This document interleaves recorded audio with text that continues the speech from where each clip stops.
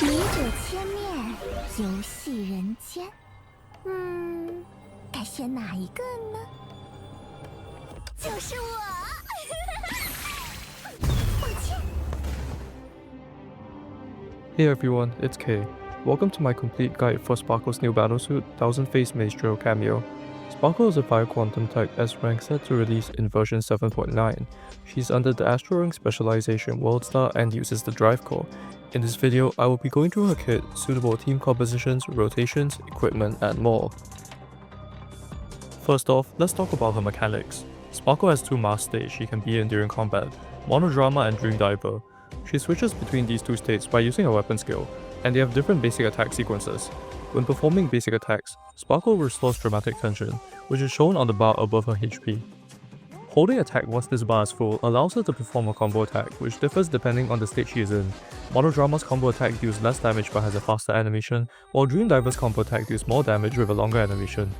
Each combo attack gives her 1 stack of the seed and caps at 2 stacks. Once Sparkle has acquired 2 stacks, using her weapon skill allows her to cast Eye Imitation and conceal both stacks. Her QTE also gives her 2 stacks of the seed and fully maxes out her dramatic tension bar. Exiting the field will remove all dramatic tension and deceit. It's worth noting that both her weapon skill and Eye Imitation can instantly kill Quantum type enemies if they have less than 10% HP. This will make killing Quantum type bosses a lot faster. Next, Sparkle's ult has different effects depending on the character it's used on. It opens an interface just like HSR's and allows the player to select one of the 3 units on your team. If used on Sparkle, she'll perform Spectacular Support, dealing fire damage, reducing her ult cooldown by 10 seconds, and triggering the collapse effect once. If she uses it on another character, she'll perform Temp Lead instead, forcing that character to enter through their QTE, have a 5-second reduction on the current ult cooldown, and allow the next ult to trigger the collapse effect once and inflict Ignite Trauma. It's worth mentioning that with the Astro Ring system unactivated, Temp Lead also provides the selected character with bonus Ignite Trauma application, SP generation, and a total damage bonus on type counter enemies. It will also provide a permanent buff to the team's Ignite damage and increases Sparkle's ult cooldown by 10.5 seconds if Temp Lead is used while under an Elemental Breach effect. This will affect team building for Sparkle in Part 1 team compositions, but more on that later. As a World Star unit, Sparkle leaves a domain resonance mark on the field to trigger resonance attacks in Stellar Outburst. Her mark can be triggered up to 18 times once every 0.7 seconds to deal fire damage. When entering Stellar Outburst, she gains 6 Quantum Mech energy, which she consumes through mashing the attack button to trigger a resonance attack 6 times. Sparkle can support other World Star units since she has the domain resonance tag, and she also has a lock skill which will be revealed in the future version once a new Astro Ring specialization is released. Moving on to Sparkle's gear, let's first take a look at her signature weapon, Volatile Sparkler Floral Spectacle. The weapon provides Sparkle with more utility in the form of an additional collapse when the effect of Spectacular Support or Temp Lead is triggered, as well as better flexibility and DPS with the 1.5 second time stop on using Eye Imitation. This makes her quite reliant on her weapon, especially since the Drive Core weapon type is relatively new and her alternative options are extremely limited, so I really recommend pulling for it if you plan on getting her. Now let's take a look at the weapon's synergy skill. It's easily strong with 2 independent multipliers, so they're undiluted and more effective. This is the damage difference between all 3 synergy levels of the weapon, as well as some potential alternative options for Sparkle.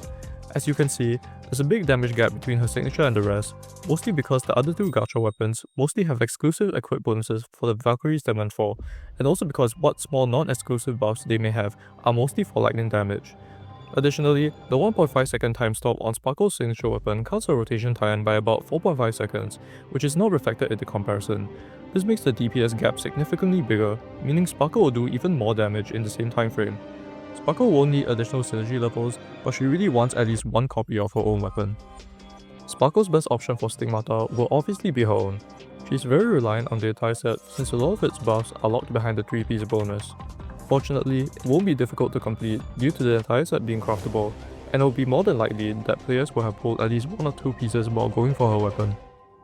For Sparkle's teammates, since Sparkle is usually run against Quantum bosses, her best team will usually consist of Lone Planeteer and Schicksal's Imperative as supports.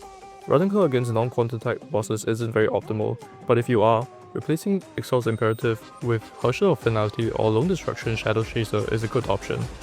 She also has the ability to support World Star DPS units, and is best used for supporting Schicksal's Imperative, as well as any new Fire World Star units that may be released in the future. Moreover, she can also support fire DPS units from Part 1, namely Miracle Magical Girl and Feng Huang of Vicissitude. she really needs to be run with her Shell of Truth here due to buffs from her ult relying on an Elemental Breach buff being present, like I mentioned before. As you can see, using Sparkle as a support without her won't work very well. With that all out of the way, let's talk about how to play Sparkle. I'll be going through her rotations as a DPS in Stellar Outburst and outside it, as well as how she's played in Worldstar and Part 1 teams as a support. Sparkle is pretty easy to play. She mostly casts Eye Malation, as well as her combo attack and ult. As a Worldstar DPS, she switches with her 2 supports frequently for them to reapply buffs, trigger Stellar Drain, and do some damage of their own.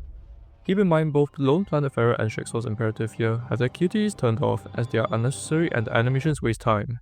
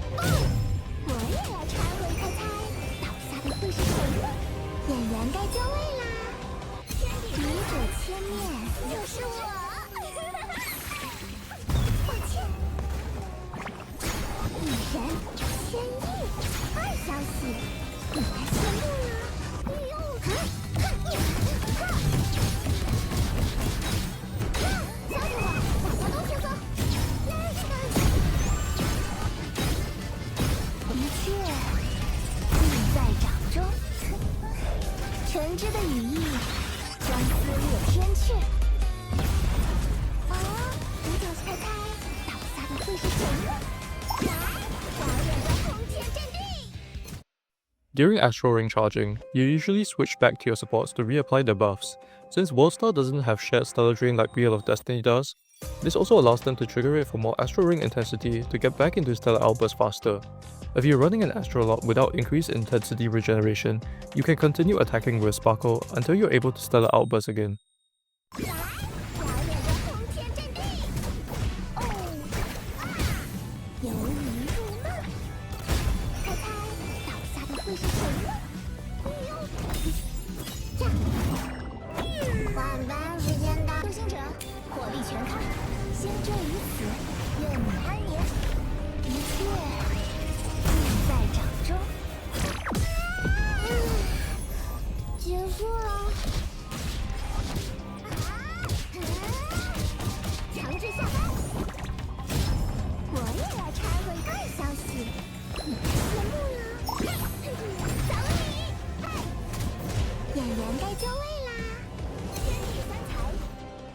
Since Sparkle's buffs are mostly tied to her ult, that's pretty much all she does when she's not triggering resonance attacks.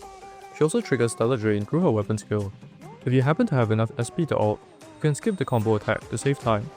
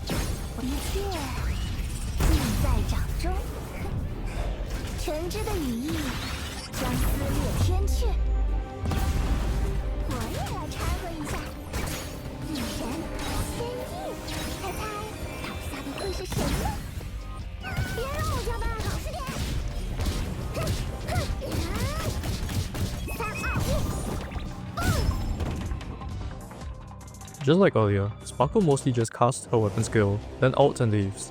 From time to time, you may want to cast a combo attack if you're in need of SP, but other than that, this rotation is extremely straightforward. Sparkle's ult cooldown reduction buff allows your DPS to cast 2 ults in one rotation, like so. I haven't done much testing to see how consistently this can be pulled off, but it can definitely be done quite a few times. 区域警戒，动态提冲过武装，启用手动驾驶，以真理之名，超越网信。啊，有点坏消息，你被宣布了，敌者歼灭，游戏人气，就是那个幸运人呀，轮到我了。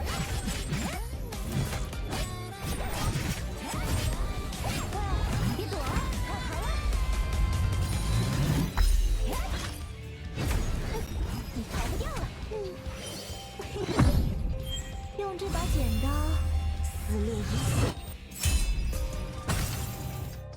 With all that out of the way, is she worth pulling? Personally, I find Sparkle's performance as a DPS and as a world star support less than satisfactory. She only has one boss in Fire Cosma, with the rest of the Quantum bosses being taken by Shixel's Imperative. She may have potential as an excellent support for the locked Astro Ring specialization she will be able to spot, but banking on that is extremely risky and not a great reason to pull her, especially since we already have 2 other Valkyries able to do the same thing, Jofield, Deception Shadow Dimmer, and Lone Planetfarer. Should this discourage you from pulling her? I wouldn't say so. She still has good potential to be better in the future, and for most players who aren't in Nirvana, her performance against Quantum-type bosses will be good enough. Moreover, she's still able to boost the performance of Part 1 fire teams by a significant margin. Newcomers from Honkai Star Rail may want to pull her simply because she's from there, which is completely valid too. Thanks for watching until the end. I hope this guide was helpful. If you have any questions, feel free to leave them in the comments and I'll try my best to answer them.